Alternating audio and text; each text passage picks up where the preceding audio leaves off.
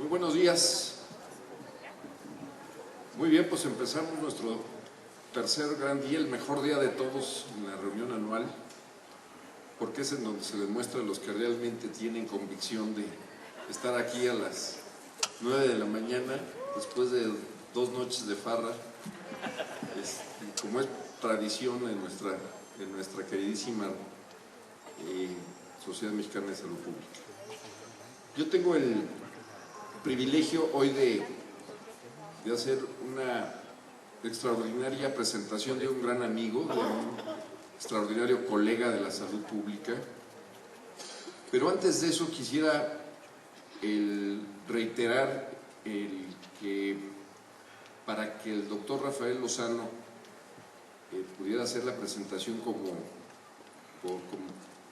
por el contenido que les va a comentar y que les va a presentar, pues aprovechamos justamente la capacidad que se tiene tecnológica y la infraestructura para tener aquí el internet con la capacidad necesaria para tener esta interacción directa con la base de datos que les va a platicar el doctor Rafael Lozano. Y en verdad que me gustaría agradecer a todos los colegas y amigos de Telmex que hicieron una instalación especial para nuestra reunión aquí. Tuvieron una gentilísima apertura. Ellos operan parte del sistema aquí en el centro, pero para la reunión les pedimos el tener algunos apoyos adicionales, además de tener internet gratuito, etcétera, y de todo el apoyo que ustedes han visto. Pero aquí en esta sala van a ver la posibilidad de lo que es la infraestructura que se utiliza en salud y que se puede ampliar y que buscamos que aprovechemos más estas tecnologías.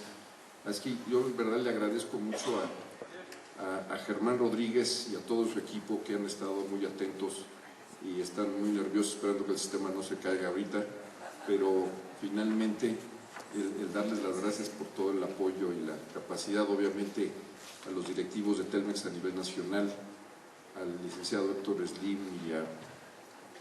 y a Berardo Hernández, que han sido también conducto de hacer esto. En verdad, dicho lo anterior, presentarles a Rafael Lozano, y dejen platicarles brevemente quién es el doctor Lozano. Primero, es una persona que se ha dedicado, después de titularse de la UNAM, de hacer una maestría social en la UAM, pero se ha enfocado mucho al tema de la métrica en salud. Y es hoy un actor, pues les puedo decir, mundial de la salud global en este tema.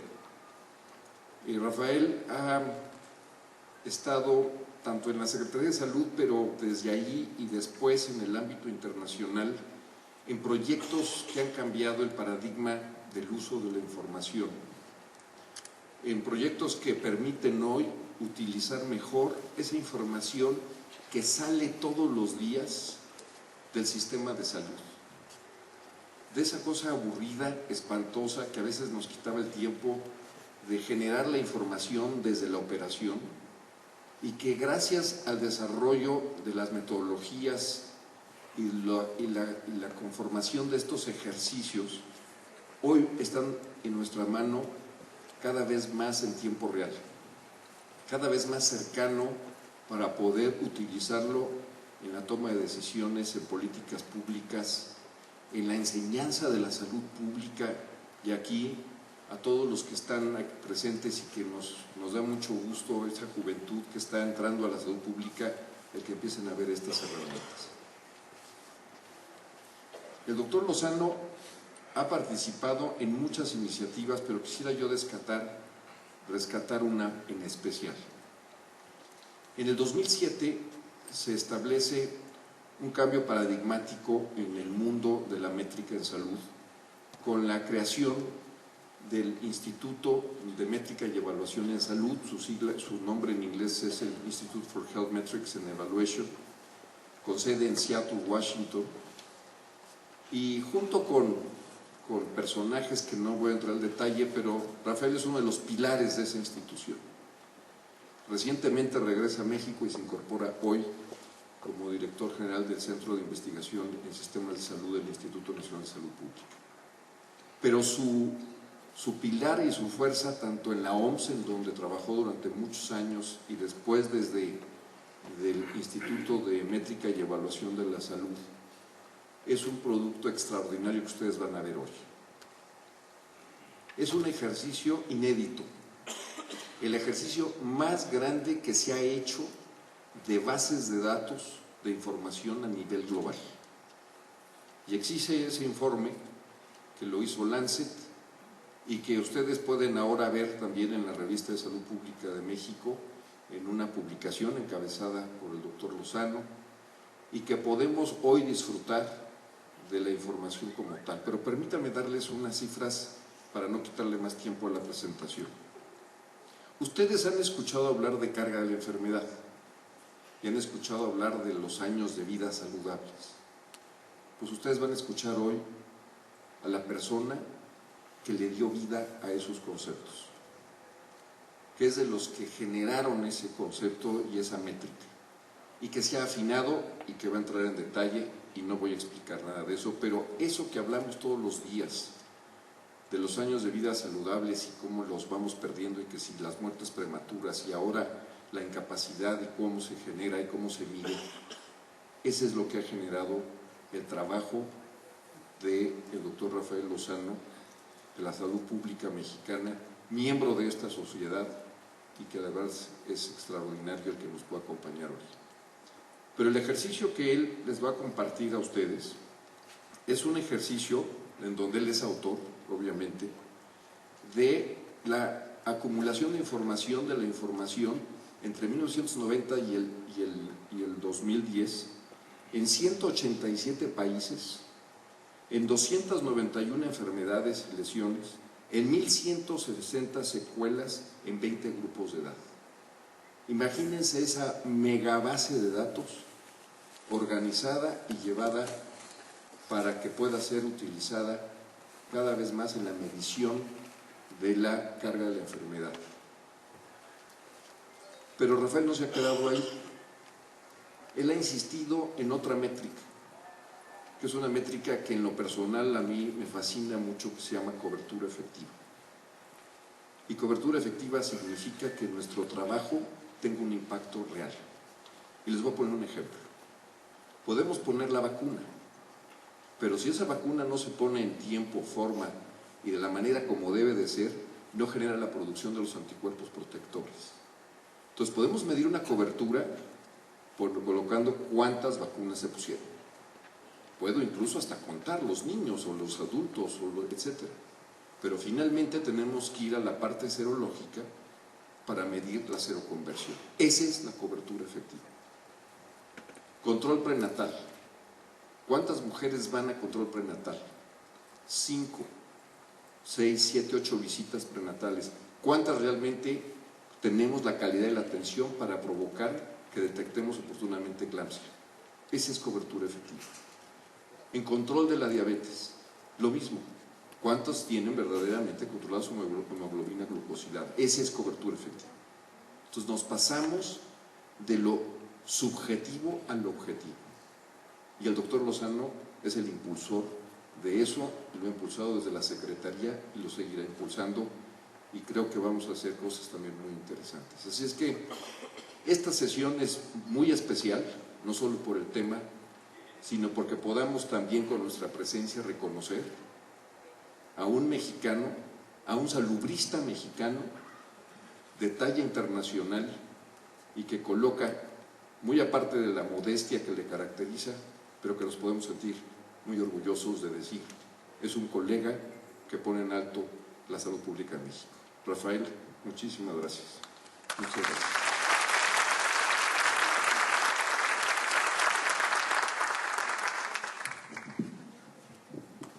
Muy buenos días, tengan todos y todas.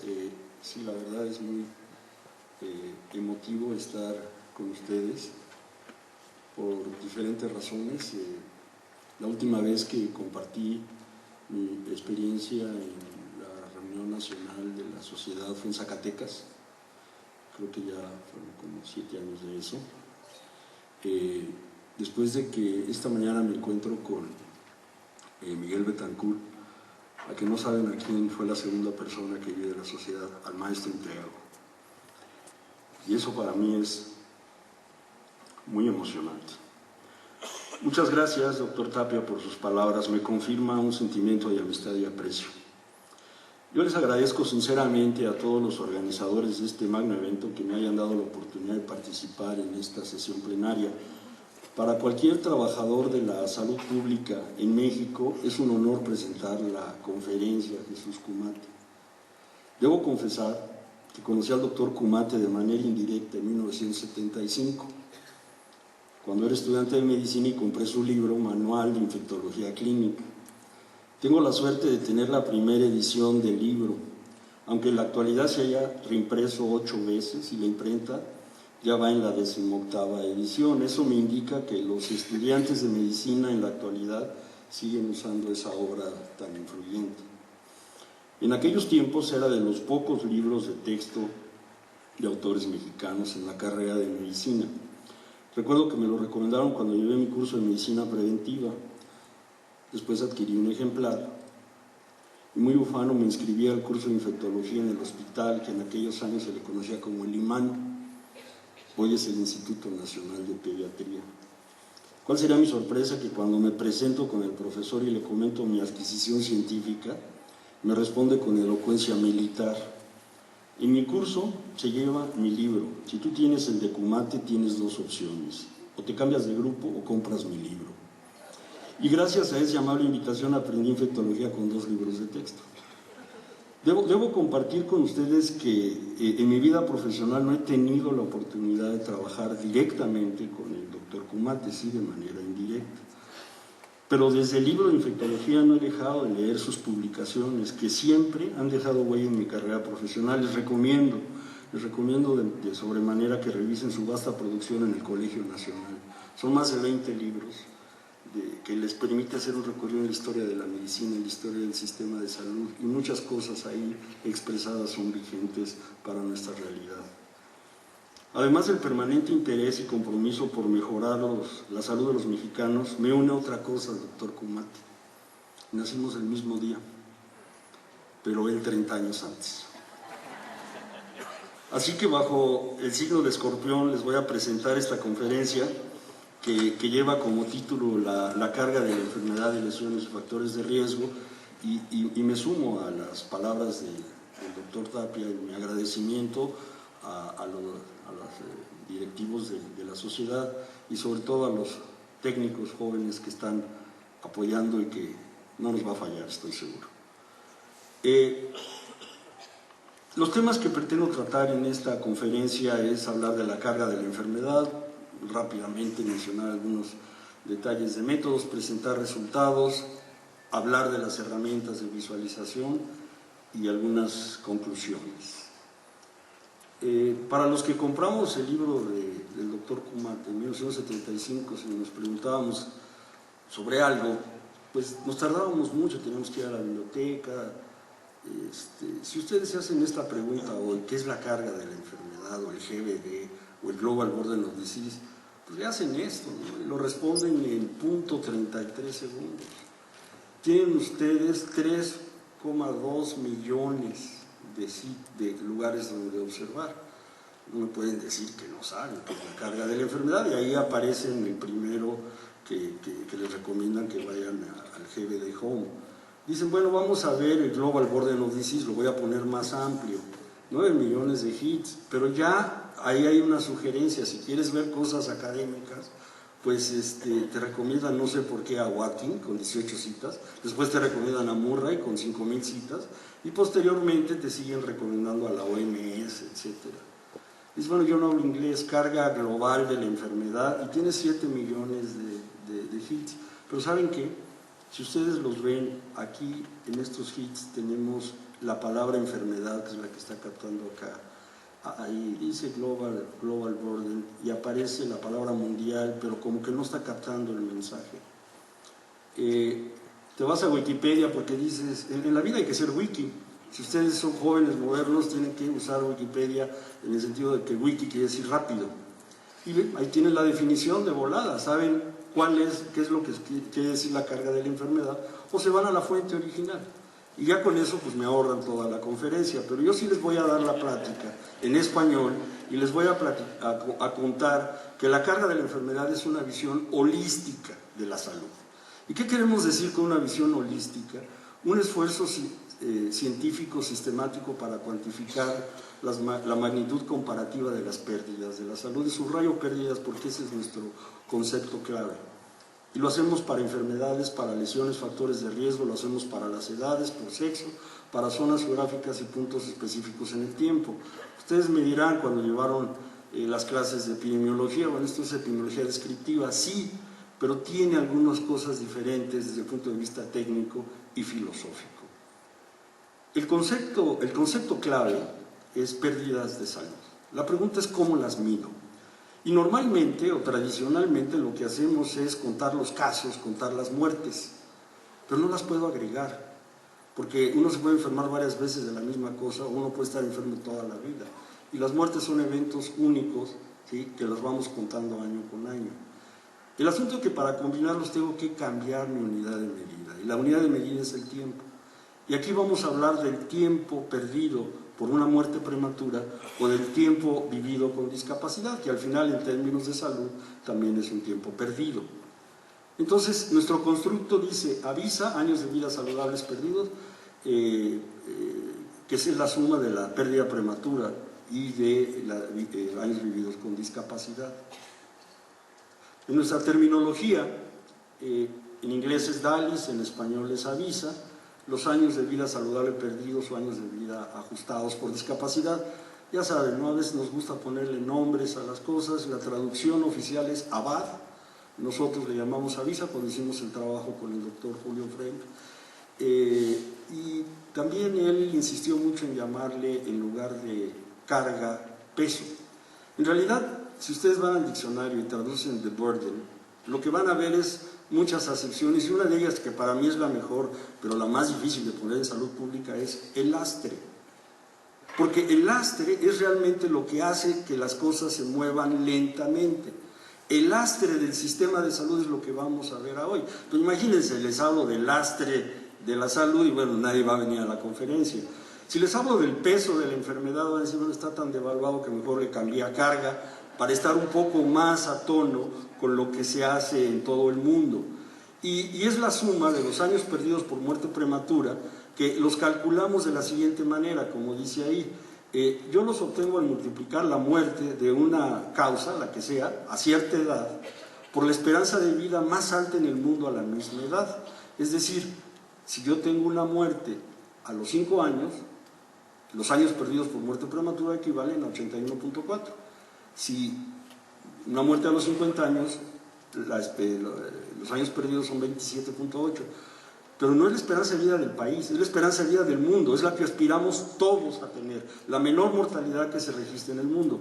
Los años vividos con discapacidad, YLD en inglés, Years of Life with Disability, esos se calculan para grupos de edad por sexo al multiplicar la prevalencia de una condición por el ponderador de la discapacidad. Y les defino el ponderador de la discapacidad como la medida que me permite cuantificar el impacto de las pérdidas de la salud a corto o a largo plazo. Cuando hay una muerte, vale 1. Cuando no hay muerte y la persona está con una discapacidad, tengo que construir un mapa que va de 0 a 1, que es el que le voy a multiplicar a los casos prevalentes para entonces saber cuál es mis años de vida con discapacidad. Esto no es nuevo, esto tiene años. Esta idea de hacer la medida de resumen la empezaron a hacer desde los 60. Quizás el estudio más influyente es el de Ghana, el que está en el segundo lugar, por un grupo de Hopkins, que lo que pretendían era, justamente en un país donde no había estadísticas vitales, tratar de cuantificar ambas cosas en un indicador de resumen. Es el que está en el primero en la lista, el Active Life Expectancy. Pero después vinieron otros investigadores e incluso otros indicadores, y nos vamos a quedar con el último, que son los DALIs, que publicaron en 1996 en Lancet Murray y López. La pregunta surge a principios de los 90, después de todos estos antecedentes, para hacerlo sistemático, en una etapa en la que la OMS estaba en una severa crisis de legitimidad. El Banco Mundial toma el liderazgo. Ustedes saben que el Banco Mundial también pertenece a las Naciones Unidas, pero a diferencia de la OMS, su sede no está en Ginebra, está en los Estados Unidos. Y el presidente del Banco Mundial no se nombra en una asamblea, sino se nombra directamente. No sé si por el presidente de la Casa Blanca o por alguien cercano, pero se le da ese cargo que no es una representante de todas las naciones. Y el Banco Mundial se hace la pregunta, ¿cuál es la principal causa de muerte? Y no le pudimos responder los salubristas del mundo, porque no teníamos esa cifra, a pesar de que hay estadísticas en todos los países, no lo sabía para el mundo. Y en ese momento la epidemia de SIDA iba creciendo y muchos pensaban que la principal causa de muerte era el SIDA. Y bueno, había que responder en ese momento. Además, si ustedes ven el título, Invertir en Salud, la búsqueda del Banco Mundial era un cambio de interlocutores. Ya no me hables en términos estrictamente salubristas, háblame en términos de financiamiento para yo poder asignar más recursos a lo que tú haces. Y lo que hace este informe, que es muy influyente y les recomiendo que lo lean, incluso lo anuncian en la biblioteca del Banco Mundial, en la librería del Banco Mundial, la vi hace unos días, unos meses que estuve en Washington, el libro que le cambió la vida a Bill Gates. No sé si sea cierto, pero así hacen el promo. El asunto es de que este libro es uno de los hitos en la historia de salud pública, porque lo que establece es que si tú inviertes en salud vas a ganar más. Y es justamente lo que se ha venido dando en los últimos años. En 1996 se difunden los resultados de ese primer estudio en estos dos libros que les presento ahí, pero también se publicaron 4 artículos en Lancet, uno lo vieron en las referencias que les pasé antes. Esto estaba fuera de la OMS, aunque estaba Alan López ahí metido, no estaba en la política de la OMS. No es hasta que llega la noruega Gro Bortland a la OMS y se lleva al grupo que habíamos estado trabajando anteriormente en la carga de la enfermedad, y la OMS empieza ahí sí a tomar el liderazgo. En 98, desde 98 a 2002, cada año publicábamos una actualización de la carga de la enfermedad, y esta actividad, incluso después de que salió la doctora Bortland, siguió con gente que ya, porque también salió el grupo que estábamos ahí. De hecho, yo acompañé al doctor Frank cuando se vino de Ginebra. La pregunta es si México estaba al margen de esto. Y no solamente no estábamos al margen, sino fuimos pioneros. A veces hay una crítica ideológica, y no sé si esto también vaya a ser contraideológico, pero es que México, algunos investigadores de México hacen lo que dice el Banco Mundial. Ok, no lo dudo, pero también hay que pensar qué investigadores de México han influido al Banco Mundial y han hecho que piensen de otra manera. Nosotros fuimos pioneros en este trabajo junto con el doctor Chris Murray, y el doctor Frank encabezó la iniciativa 94 de Economía de la Salud. Es este libro que les presento aquí, que fue la base para el Programa Nacional de Salud y la base para la reforma de 2004. En 96 publicamos otro libro, el Observatorio de la Salud. En el año 2000, como dice ahí, ya habíamos incorporado estas cosas a la Secretaría de Salud, en el Programa Nacional de Salud. El INS ya realizó 3 estudios a nivel nacional. El Centro de Equidad de Género contrata que se haga un trabajo porque quieren hacer su política en base a este indicador. Ya llevábamos publicaciones, cursos, etc. O sea, no era nada nuevo lo que estaba sucediendo en el mundo, y el primer estudio que se publica a nivel nacional es el de México. No sé si alcancen a ver y a reconocer, pero estas eran las personas. Cuando terminamos la reunión de la Economía de la Salud, si reconocen a alguno me dicen, pero ya falleció Don Abedian, ya falleció Juan Luis Londoño, José Luis Bobadilla, aquí está el doctor Frank, este es Chris Murray, en 1994, Bill Shaw, Dean Jameson, aquí está Harry Feinberg atrás. Ese era el grupo con el cual estuvimos trabajando Economía y Salud. La pregunta es si teníamos tantas cosas, ¿para qué no se pueden hacer un nuevo estudio? ¿Será que Bill Gates tenía ganas de gastar dinero? Quizás, pero yo creo que había un asunto de fondo. El estudio original era para nivel regional, no se había hecho estudios de país, y los estudios de país, que habían sido como 60, no eran comparables. Y ese es un principio que yo les presenté de la carga de la enfermedad. Es un ejercicio comparativo. Los resultados, como dice ahí, no eran comparables, y además no podías ver tendencia en el tiempo porque iba cambiando la metodología. Si tú quieres ver una tendencia, tienes que ser sistemático en la metodología. Y además no metíamos incertidumbre y trabajábamos para 100 causas, y las causas no estaban en la dimensión que está ahora la situación. De hecho, en el nuevo estudio tenemos análisis de patógenos, por la importancia de poder en un momento determinado evaluar cuál es el impacto de las vacunas que tienen que ver con ciertas bacterias que anteriormente no podíamos medir. ¿Cuáles son los conceptos que estamos metiendo ahora? Ya lo dijo el doctor Tapia. Este estudio, si ustedes hacen una matriz y multiplican 187 por 20 años, por 291 enfermedades, por 20 grupos de edad, y luego le calcula la incertidumbre. ¿Cómo hiciste la incertidumbre? Pues simulaciones para cada estimador. Lo que hacíamos con el grupo de trabajo era generar simulaciones, 1000 muestras de cada uno de los estimadores, y de ahí generábamos nuestros intervalos de confianza en el percentil 2.5 y el 97.5. Entonces, cuando juntas todo eso, les dan alrededor de 6.000 millones de celdas.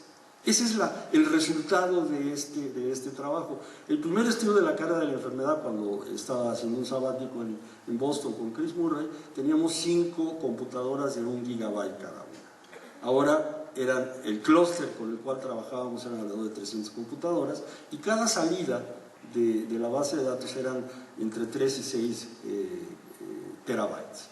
Si le estoy hablando de que no entienda lo que es el terabyte, cuando yo le pedí a Julio Fren que me comprara una máquina de 1 gigabyte, él no entendía, y le dije, bueno, pues algo donde yo pueda meterme, ¿no? Algo de talla XL, y ya me la compró.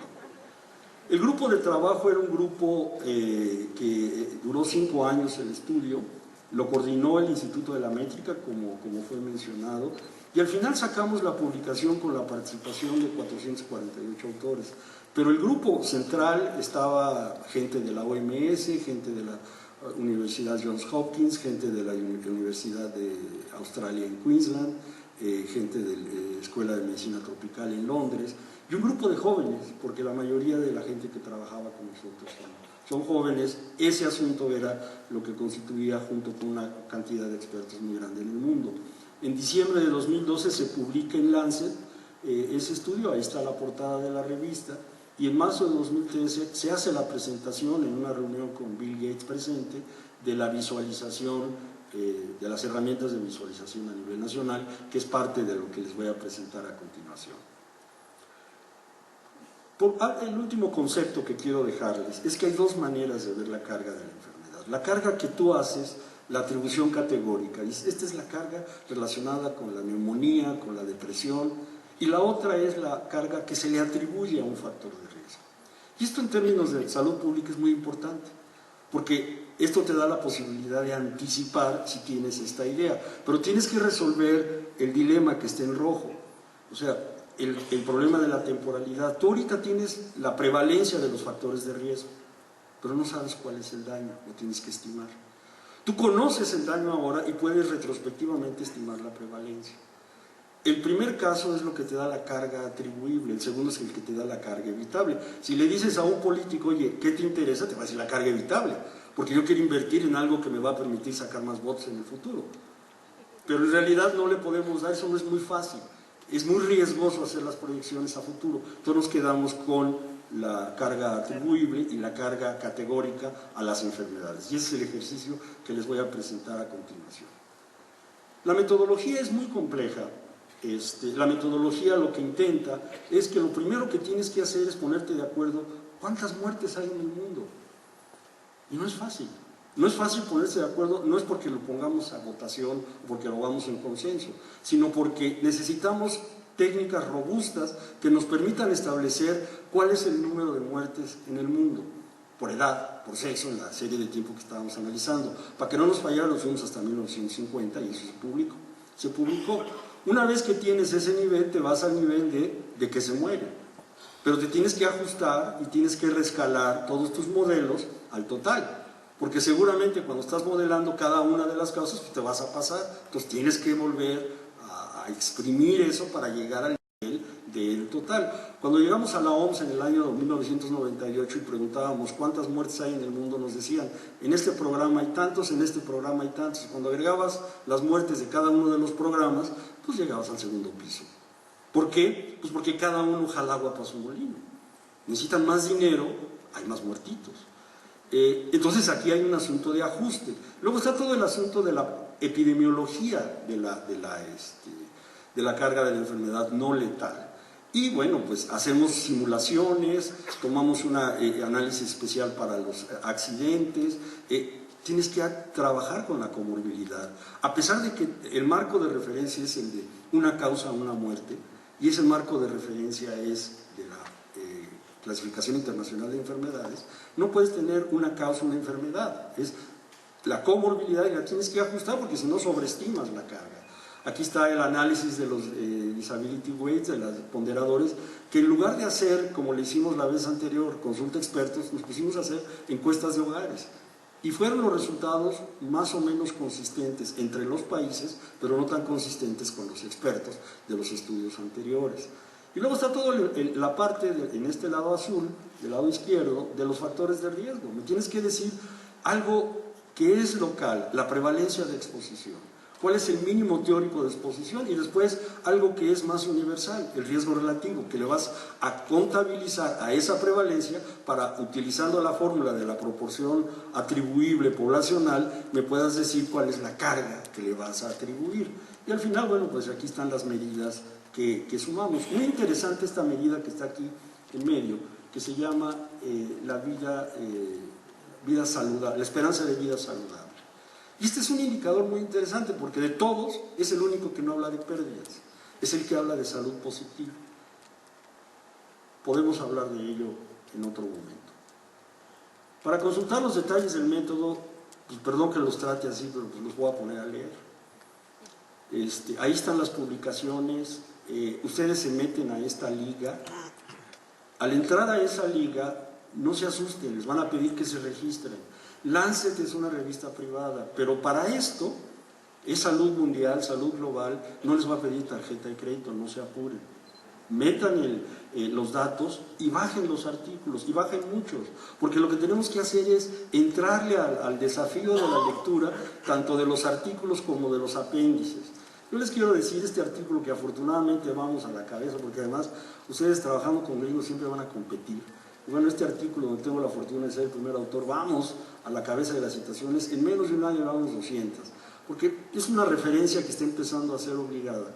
Es un artículo de alrededor de 16,000 palabras, inusual para Lancet, pero tiene 700 páginas del apéndice estadístico y del apéndice metodológico.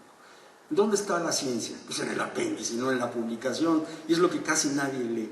No lo impriman, eso sí, porque son muchas hojas. Para los que no le entran al inglés, que pues hay de todo en la vida del Señor, ya están en español algunas cosas.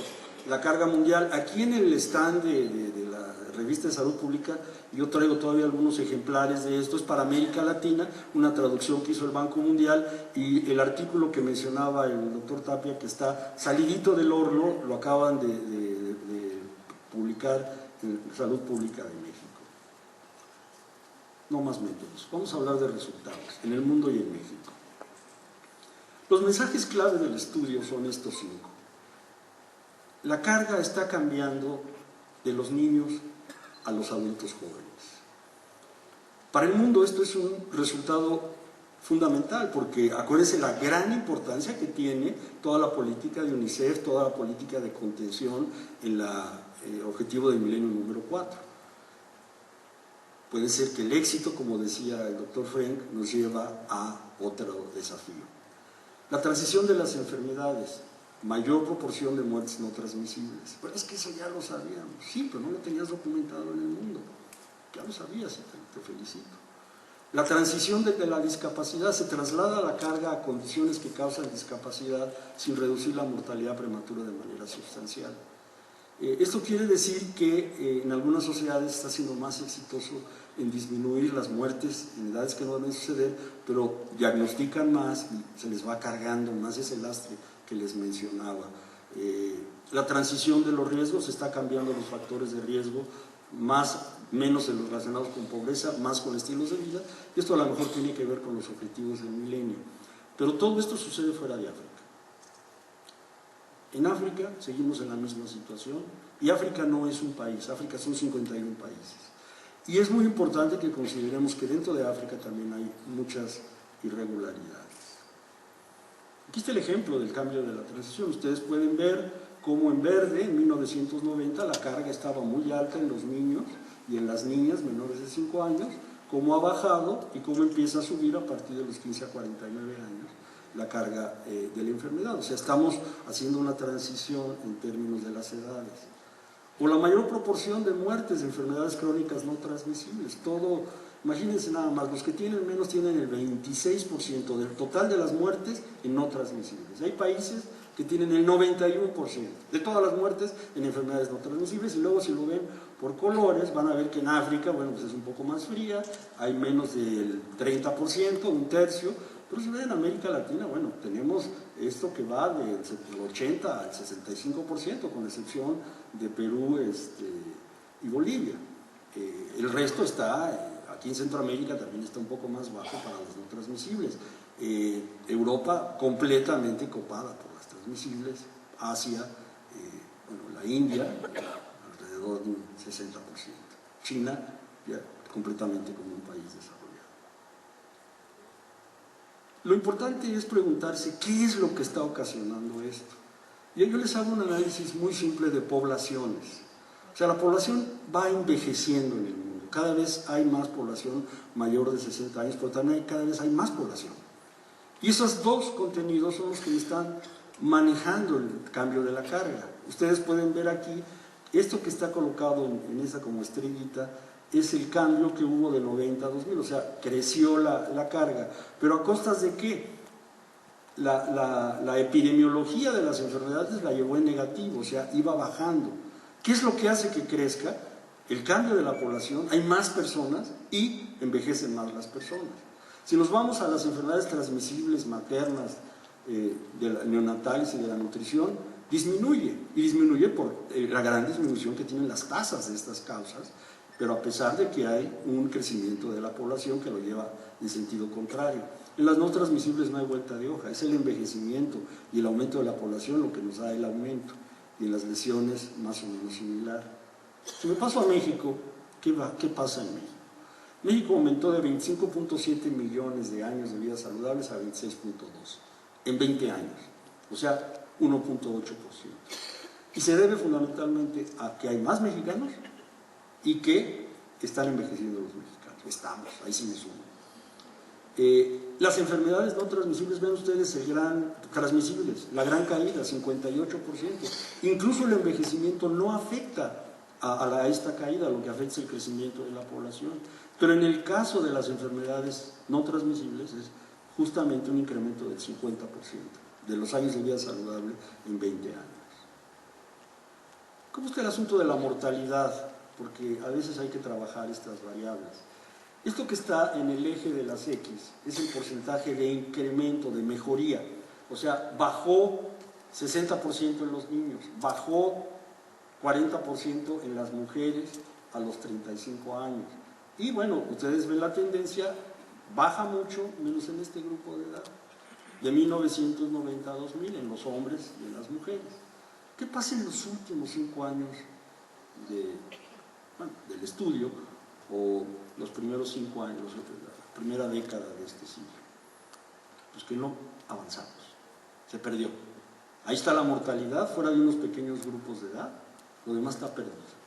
Nos fuimos para atrás, nos regresamos. Todo el progreso que habíamos logrado de 2000 a 2005 se nos fue para atrás, o quizás más. Y eso es muy importante analizar. En términos de los adultos, aquí tenemos a las mujeres, una tendencia decreciente, la probabilidad de morir. Aquí tenemos a los hombres, la probabilidad de morir y un crecimiento. La epidemia de homicidios. ¿Qué implicación tiene la epidemia de homicidios para el país? Algo que no se había visto desde la Revolución Mexicana. Una caída en la esperanza de vida en los hombres debido a 25,000 homicidios que suceden al año, pero en promedio, no traigo las gráficas, ya las hemos publicado, pero para regresar esto, según dice el CONAPO, vamos a tardar 5 años. si se puede. No traigo aquí las gráficas de Chihuahua, en otros lugares donde la caída es hasta de 8 años en la esperanza de vida, y es una causa. No hay mucha discusión. Esto lo tengo también publicado para su interés. Herramientas de visualización. ¿Qué es la visualización? La visualización es la generación de una imagen mental o una imagen real de algo abstracto e invisible. Yo no sé si a ustedes les gusta conversar con los cuadros cuando van a los museos. ¿Qué nos está diciendo Munch en ese cuadro? Nos está transmitiendo muchas imágenes, nos está diciendo muchas cosas. Estamos visualizando algo que no es real. Pero también podemos visualizar un rayo con la tecnología presente, o cómo le saca la lengua el camaleón a la mosca, ¿no? Eso ya lo podemos visualizar. Aquí hay una mezcla de tecnología, pero también de poder hacer visible lo abstracto.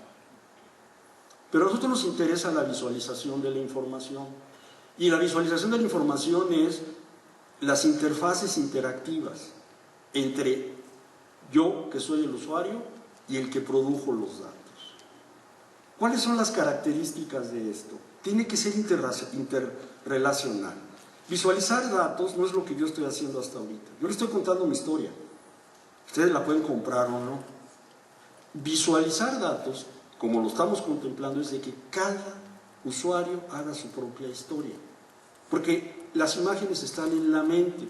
Lo que necesitamos es el concurso de la comunicación, que es este componente que está del lado derecho, de la minería, que son los datos que estamos presentando, y del diseño en términos tecnológicos, del ingeniero en electrónica o en computación.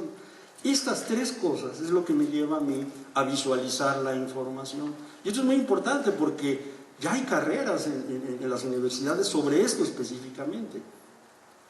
Entonces yo les voy a presentar las herramientas de visualización, pero siempre es conveniente dar unos tips. Es mejor usarlas en Google Chrome.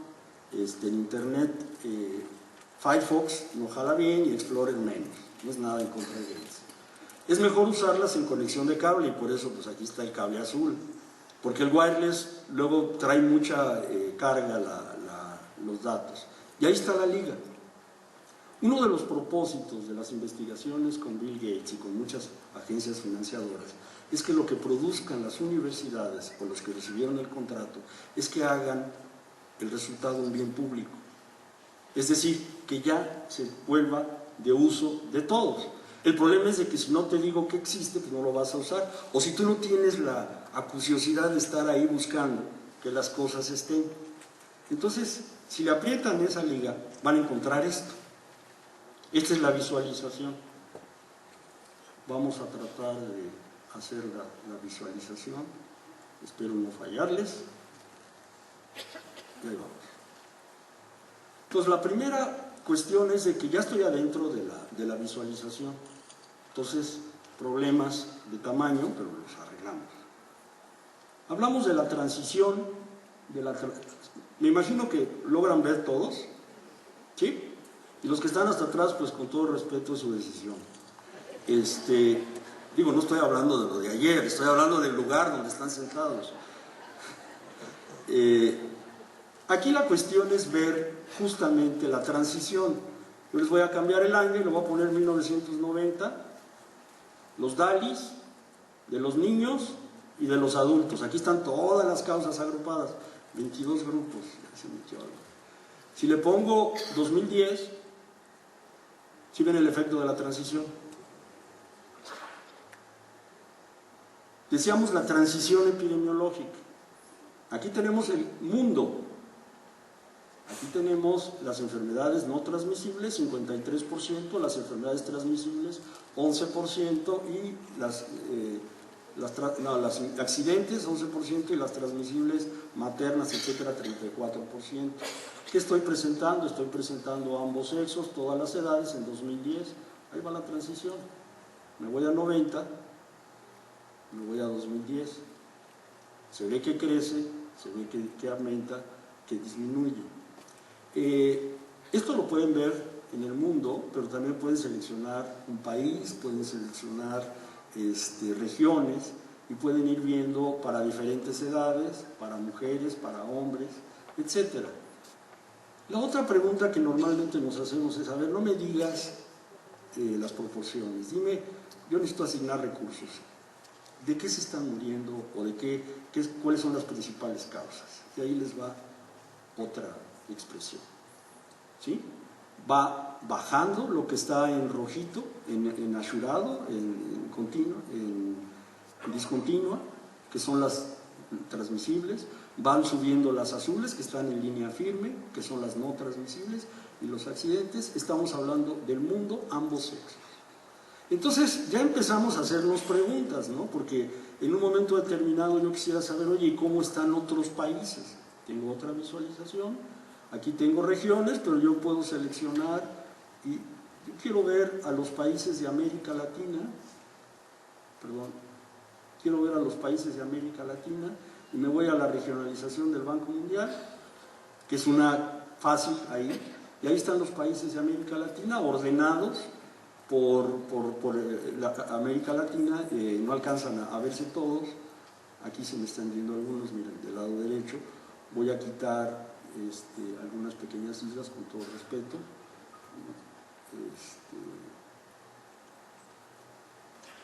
No la quité, la ordené por Santa Lucía. Por aquí está México, puedo ordenarla por México. Entonces, ¿cuál es la primera de México? Diabetes. Y lo que estamos viendo aquí en colores, que no se alcanza a ver porque acá está hasta abajo, si están en rojo es del 1 al 10, si están en otros colores, pues son más grandes. O sea, yo empiezo a entender más o menos la historia, pero me voy a regresar a donde estaba en términos de comparar. Y en lugar de andar viendo al mundo, voy a empezar a ver mi país. Entonces, con que haga MEX sale México, y lo empiezo a ver en este nivel en 1990, veo la transición, vemos cómo bajó, y le voy a cambiar el nivel de granularidad. Y aquí ya me fui a un segundo nivel de granularidad, ya divido los accidentes en 3, divido las no transmisibles en varias, puedo seguir bajando la granularidad, está en inglés, discúlpenme, la violencia. ¿Y por qué la ven más oscura que las otras? Porque aquí está el cambio anual, mientras más oscura está, más va aumentando. Aquí están las enfermedades de los niños, la encefalopatía neonatal, el pretérmino, la diarrea, la diabetes, la enfermedad renal crónica. Vamos a ver lo que sucede con las principales causas, y me regreso a México. Pero ya vamos a quitarnos de ambos sexos y vamos a poner a las mujeres. ¿Cuál es la primera causa de pérdidas de salud en las mujeres en México, según nuestro estudio? La diabetes. La segunda, la enfermedad renal crónica. ¿Lo sabían? Sí lo sabían. ¿Y por qué no nos dijeron? Nosotros llevamos 5 años estudiando. Nos lo hubieran dicho, por favor. O sea, para mí es uno de los hallazgos más importantes de este estudio. ¿Por qué razón? Porque regularmente la enfermedad renal crónica, la clasificación de enfermedades, la mete como parte de la diabetes, la mete como parte de la hipertensión y la deja en el riñón. Cuando tú hablas con los nefrólogos te digas, mira, si realmente quieres entender la carga de la enfermedad renal crónica, quítaselas a las otras causas y ponlas juntas. Eso fue lo que hicimos. O sea, que si comparan esto con los cubos de la Secretaría de Salud, son definiciones diferentes. Por eso es muy sorprendente verla en segundo lugar. Voy a regresar acá al compare y voy a seleccionar esa, ¿sí? Ya tengo seleccionado aquí Chronic Disease, la apreté y por eso salió. Pero ahora, en lugar de tener le voy a poner un mapa y voy a ver cómo se ve México en el mundo. Si está en rojito, es lo que quisiera el Piojo Herrera, el primer lugar. Pero ¿por qué lo logramos en esto y no donde la mayoría de los mexicanos quieren? Porque no le ponemos atención a lo que hay que ponerle atención, y sí le ponemos atención a lo que no hay que ponerle atención. ¿Qué está pasando? ¿Por qué está así? Hay otra gráfica que está acá abajo, el time plot. Ahora, yo tengo aquí los DALIs por 100,000. Si yo agarro, aquí está el intervalo de confianza, aquí está el intervalo de incertidumbre, perdón, no es de confianza. Aquí está la cifra, miren. Tengo 393, 511 y 336. Si veo en 2010, la baja está en 764, estadísticamente es diferente. O sea, esa diferencia es estadística, a pesar de que sea esta gran incertidumbre.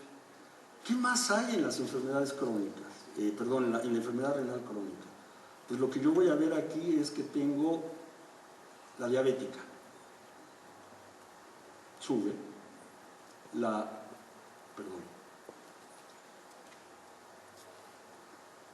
hipertensiva,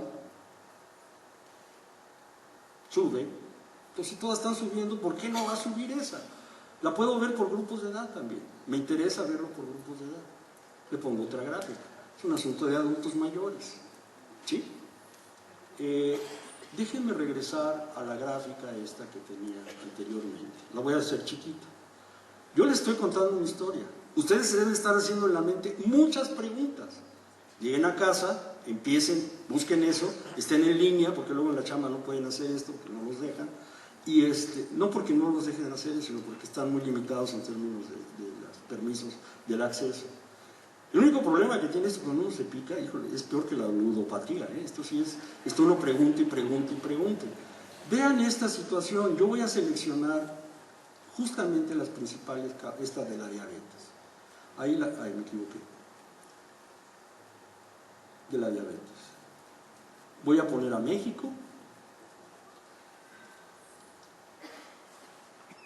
Voy a quitar otras endócrinas, voy a quitar las hemoglobinopatías, las urinarias y las glomerulonefritis, y dejo nada más las dos enfermedades, las crónicas y la diabetes, la enfermedad renal crónica y la diabetes. Ahí está por grupos de edad.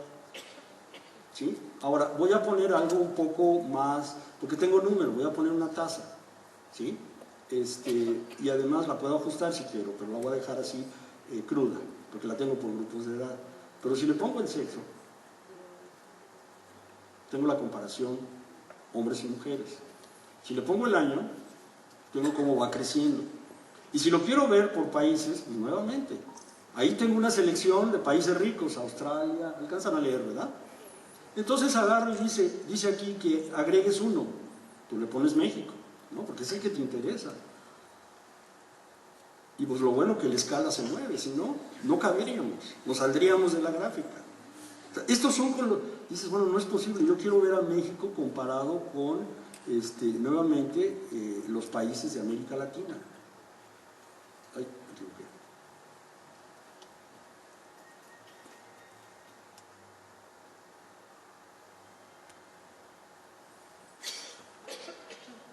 Y le digo, no me lo pongas por default, póngamelo por talla. Y nuevamente, vean ustedes la distancia que hay entre México y Honduras. El problema de la enfermedad renal crónica es muy grande en toda la región, la diabetes también, pero esta hay que entenderla con mucho más calma. Vamos a dejar a las mujeres y vamos a empezar a ver a los hombres, ¿les parece? Bueno, hay una cosa de las mujeres que me interesa, bueno, muchas, pero en particular esta. Vamos a ver las principales causas de muerte en las mujeres en edad fértil, ¿les parece? En México. ¿Qué estamos viendo ahí? Estamos viendo, les voy a poner más para que, voy a poner 20, al cabo la pantalla nos da, ¿sí alcanzan a ver? ¿Le hago más grande?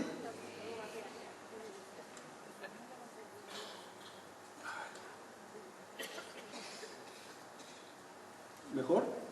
Ahí le dejo, ¿verdad? Bueno, pues ahí estaba lo que yo quería mostrarles. De 1990 a 2010, en las muertes en edad fértil, bajaron del lugar 1 al lugar 10. Éxito. Es lo que buscábamos. La pregunta es, ¿y qué se nos metió entre el lugar 1 y el 10? Porque no nada más digas, bueno, ya bajé. Esto no es automático. Se te metió, mira, la enfermedad isquémica que la tenías abajo, el cáncer de mama, el cáncer de cervix, oye, pero son menores de 50 años. Pues sí, y ahí están. Y la enfermedad renal crónica es la primera. O sea, ¿qué tanto dinero le estás poniendo a una cosa y qué tanto dinero le estás poniendo a la otra cosa? ¿Qué tanta atención le estás poniendo a una cosa y qué tanta atención le estás poniendo a la otra? Voy a dejar a las muertes, voy a regresar a los DALES. Bueno, voy a dejar las muertes, pero ahora voy a ponerme otra vez en todas las edades, pero de los hombres. Ustedes saben cuál es la primera causa de muerte de los hombres, ¿no?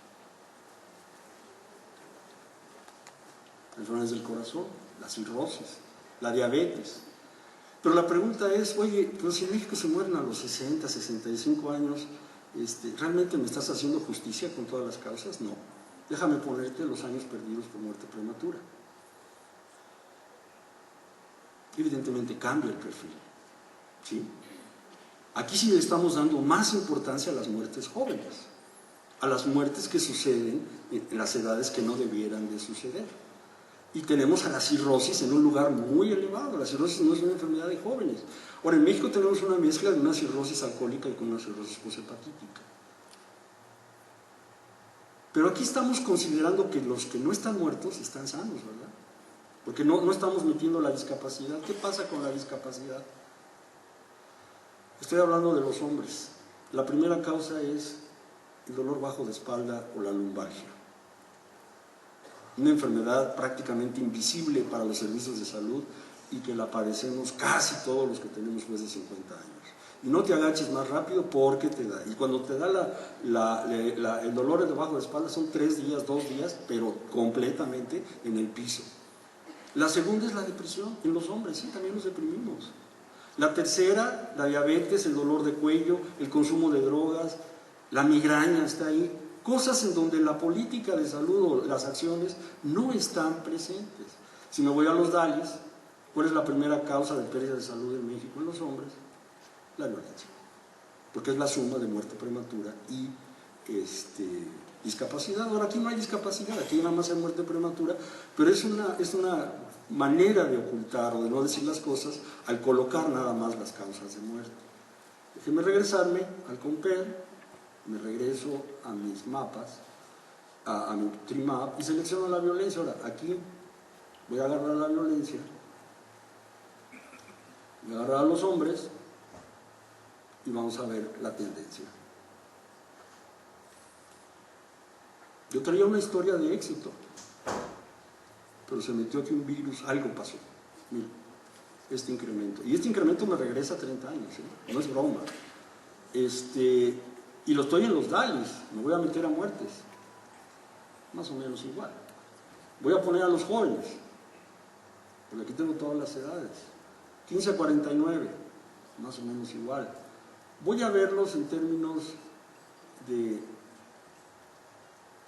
el mapa del mundo.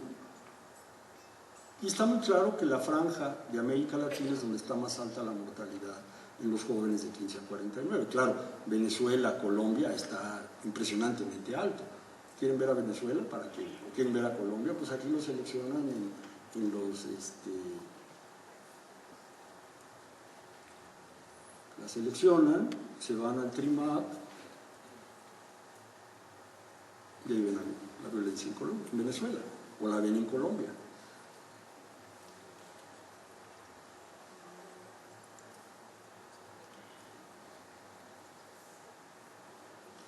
La pregunta que yo me hago es, oye, ¿y esto pasa igual en todo el mundo? Bueno, pues te vas a diferentes países y lo que le sucede a América Latina no le pasa en África. En África los problemas es el SIDA, las muertes maternas en las mujeres, los suicidios en las mujeres, y no son suicidios por arma de fuego, son suicidios por quemadura, se incineran. O sea, empiezas a entender cómo está la situación en el mundo. Bueno, a ver qué está pasando ya para no dejar, pues, en Nueva Zelanda, ¿no? ¿Les suena? Pues están deprimidos, ¿sí? Se suicidan ahí en San Piojo, ¿no? El asunto es de que, déjenme regresar a México otra vez. Yo quiero que me marquen el tiempo porque ya me pasé 6 minutos. Gracias, estoy en tiempo extra. Les dije que les iba a mostrar los factores de riesgo. Y aquí están los factores de riesgo.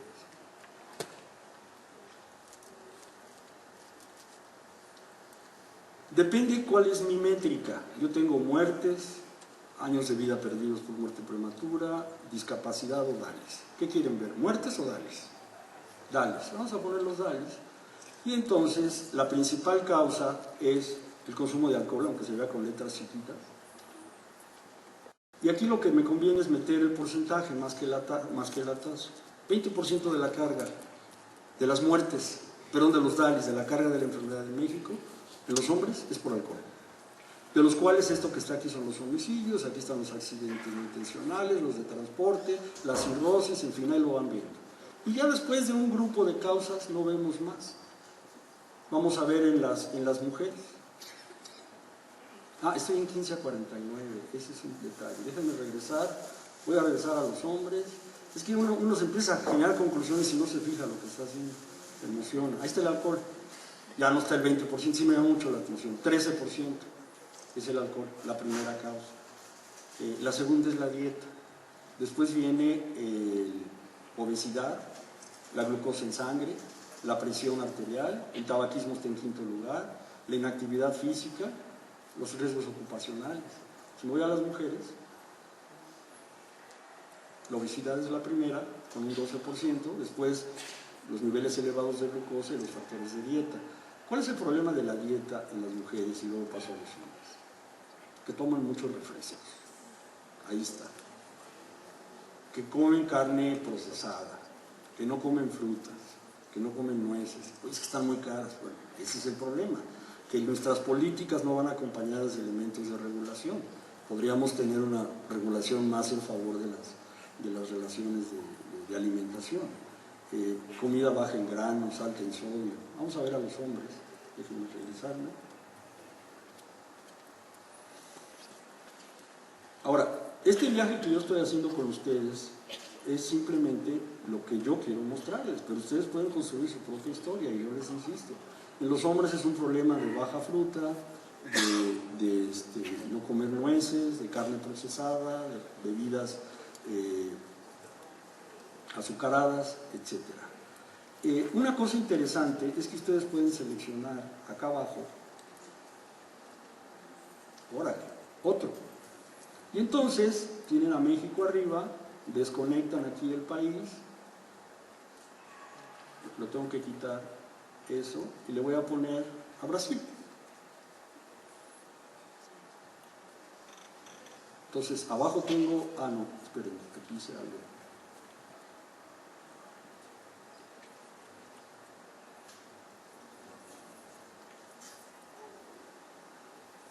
Entonces, tengo un patrón en Brasil, en México, otro patrón en Brasil, y si ustedes alcanzan a ver las letras, porque cada vez son más pequeñas, son muy parecidos.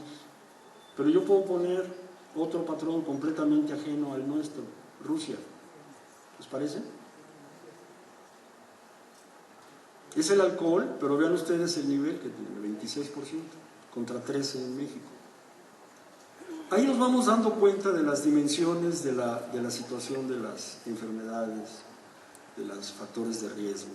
Les insisto, yo podría quedarme aquí mucho más tiempo, pero voy a tener que regresar a mi presentación para concluir.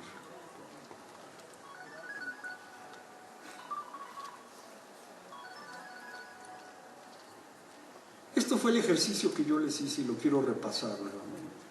Si vemos las principales causas de muerte en México, este es el panorama para los hombres. Los homicidios en el quinto lugar, los accidentes de tráfico, los suicidios en el número 15. Si ponemos la muerte prematura, nos cambia. Y ahí es como tenemos que presentar las prioridades para poder actuar en términos de prevención y en términos de atención. Si les pongo la discapacidad, desaparece completamente lo que veníamos mostrando y aparecen otras cosas. Por ejemplo, las caídas, muy interesante, en el lugar 15. Y si pongo los DALIs, tengo otro componente más parecido a muerte prematura. Y si pongo los años la vida que se está perdiendo por exposición a factores de riesgo, tengo otro componente. Esta es la complejidad. O sea, el tomador de decisiones tiene que salir de estar en un lugar confortable como si fuera una piscina de 20 por 10 y empezar a nadar en la mitad del océano. Pero para eso necesita este tipo de salvavidas. Porque en realidad trabajar en la salud pública es trabajar en el océano sin salvavidas. La política se hace en helicóptero, en Reforma, y la salud pública se hace aquí en los rincones. Esa es la distancia que hay que recorrer. Si una política está mal hecha, yo voy a ejecutar mal el programa. Si la política está desinformada, el programa no va a tener ese efecto. Algunas de las conclusiones que tenemos en este artículo es que hemos saturado los servicios de salud por ciertas causas, pero también hemos saturado la política. Tenemos necesidades que aparecen como invisibles o silenciosas, que también saturan el servicio, pero que por otro lado no tenemos buena respuesta. O sea, yo quiero oír cuáles son las propuestas para salud mental en este país y para poderlos hacer a nivel de atención primaria, después de que nos pongamos de acuerdo en la definición de atención primaria, que no hemos llegado a un acuerdo. Es más, algo que les va a dar mucha risa. Seguimos operando la planeación con el MASPA. ¿Le suena? ¿Le suena? No hemos tenido un programa, un modelo de atención diferente. Se hizo una cosa de un modelo llamado Midas. Yo fui parte de los mideros. No lo pudimos aplicar porque lo publicamos un día antes de que nos íbamos con el doctor Ruelas. Llegaron otros y no entendieron qué era el Midas y lo hicieron a un lado. ¿Qué es lo que sí se sabe? El MASPA. Oye, pero el MASPA no tiene que ver con lo que les he mostrado. O sea, el sistema de salud no está modernizando como se debiera modernizar. Está anquilosado en términos de lo que hace a la población y sus necesidades de salud. Y además no hacemos política, como les pongo en el tercer lugar, una política intersectorial. Problemas de la nutrición, alimentos en excesos, homicidios, accidentes, etc. Las limitaciones de este estudio, que no es un estudio mío, el doctor Tapia fue muy generoso con sus palabras. Yo soy uno de los investigadores, junto con una gran cantidad de personas, no me puedo llevar yo ni el 10% ni el 5% de los créditos. La falta de datos es nuestro principal problema. Hay muchos países que no tienen datos. En México tenemos muchos datos y muchos de muy mala calidad. Tenemos que mejorar, pero por lo menos lo tenemos que usar. Por ejemplo, para muerte prematura solamente 120 países tienen estadísticas vitales. Ya cuando metemos las autopsias verbales y los temas de vigilancia epidemiológica aumentamos los egresos hospitalarios. Para discapacidad, por ejemplo, en el caso de oncocercosis teníamos 4 estudios. El campeón fue epilepsia, es el que más estudios logramos conseguir. Para factores de riesgo no pudimos meter por problemas de temporalidad algunos como sexo inseguro, que es muy importante, pero no hay suficiente información. En el tiempo que hicimos el estudio de obesidad infantil no estaba completamente documentada, ahora ya lo vamos a actualizar. Los ponderadores de discapacidad, a pesar de las correcciones que hicimos, siguen subestimando, sobreestimando. Y eso lo estamos trabajando para mejorar. Nosotros ya dejamos este estudio y estamos trabajando la carga de la enfermedad 2013, que pensamos publicar el año que entra. Y en esta carga de la enfermedad 2013 estamos construyendo una red mucho más grande que la que teníamos. Yo en América Latina ya llevo más de 160 participantes. Teníamos 3. Y muy importante, que los promedios nacionales, lo que les mostré, esconden las diferencias. Y para eso necesitamos hacer estudios subnacionales. Esto es imperativo. Es imperativo el estudio a nivel estatal, por proveedor. Entonces, lo que yo hice con el Grupo de Salud Pública fue proponerles del Instituto Nacional de Salud Pública, y hago extensiva la invitación a ustedes, por si quieren sumarse a este esfuerzo, es revisar los resultados que ya están publicados, ver si hacen sentido, y actualizar las estimaciones. Muchas fuentes de información no las metimos, ya las estamos incorporando. Pero en segundo lugar, lo que nos interesa es hacer estudios subnacionales. En este momento hay 3 países que van encabezando la lista de los estudios a nivel subnacional, que vamos a terminar para mayo del año que entra. Y nosotros ya metimos mucha información, no lo estamos procesando en México, se está procesando en Seattle. El año que entra, si todo esto marcha bien, ustedes van a tener estas mismas herramientas, pero por entidad federativa. Somos 3 países los que estamos encabezando esta línea. México, bueno, déjenme empezar, el burro al último. China, el Reino Unido y México. Y nuestra idea es también trabajar en el segundo rubro, calcular el gasto en salud por enfermedades y lesiones. Si yo pudiera mostrarles estos 3 maps por gasto, veríamos que estamos gastando en lo que no se necesita y no estamos gastando en lo que se necesita, y eso ayudaría mucho a alinear las políticas. Tenemos que transformar las necesidades de salud, que es lo que yo les mostré, en equivalentes de servicios y recursos. ¿Corresponde estas necesidades de salud a nuestros especialistas, a nuestros médicos? ¿Corresponde a lo que tenemos en el CAUCES? ¿O tenemos que relacionar las cosas con las cosas, ¿no? Y sobre todo esto último, que para mí es muy importante y que hay que hablar más del cómo hacerle y no solo del qué hacer. Yo les muestro un panorama, no quiero ser fatalista, pero tenemos que trabajar juntos en la construcción del cómo hacerle y cómo salir adelante ante esta problemática. Muchísimas gracias.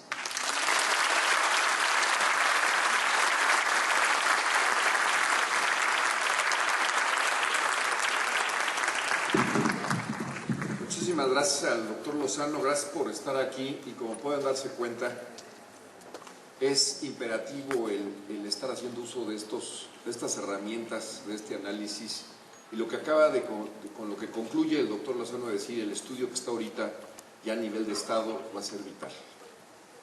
Yo siempre he dicho que en México tenemos una masa extraordinariamente de cerebros y de capacidad.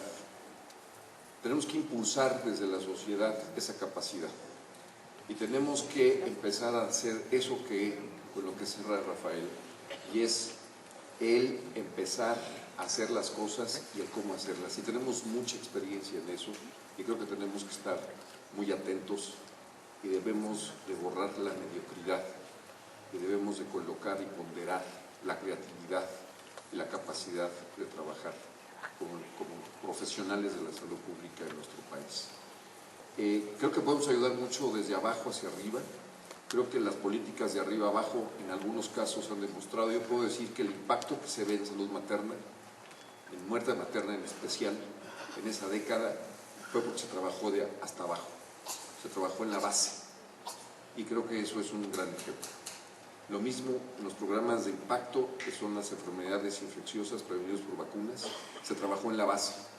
Todo lo que se ha trabajado en lo macro, desde, como bien dice Rafa, en el helicóptero arriba de Reforma, no ha funcionado. Entonces es un claro ejemplo. Y también les invito a que presionen a sus servicios de salud, a que tengan capacidad de ancho de banda. Sale más caro comprar una Suburban donde anda el secretario estatal de salud y sus guaruras que el ancho de banda. Lo que pasa es que no lo hemos percibido. Entonces son elementos de combinación de información, de tecnología y de capacidad de análisis. Así es que, Rafael, yo tengo el honor de darte esta constancia y al darte un reconocimiento con un aplauso.